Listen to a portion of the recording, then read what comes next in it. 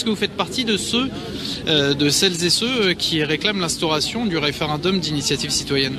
Oui, je suis tout à fait pour. Tout à fait. C'est un des moyens qu'on peut avoir et qu'on doit avoir pour se faire entendre.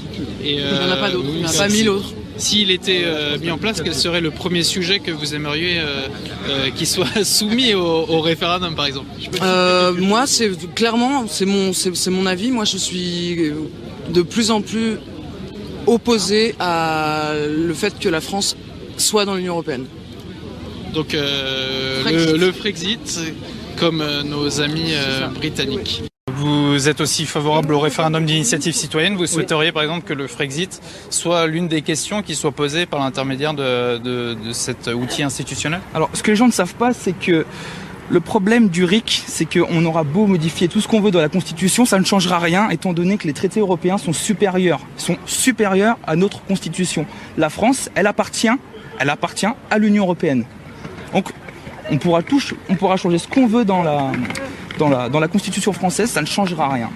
Le problème, il est là. Il faut sortir des traités européens, du carcan de l'Union européenne. Et c'est le seul moyen d'avoir une vraie démocratie. Avec le RIC, on pourra faire nous-mêmes, décider nous-mêmes de nos lois. Le problème, il est qu'aujourd'hui, il n'y a plus de souveraineté nationale.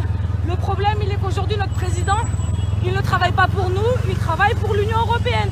Donc moi, j'adore l'Europe, il n'y a pas de problème, mais je suis pour le Frexit. Pourquoi? Le Frexit, ça fait partie des arguments justement c'est même peut-être le point numéro 1 de François Asselineau. Oui, oui, mais c'est pour ça que je le rejoins. Après, moi, je suis pas, comme je disais, une Asselinette, c'est pas vive à François Asselineau.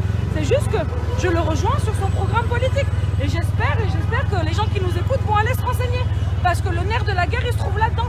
Donc allez vous renseigner.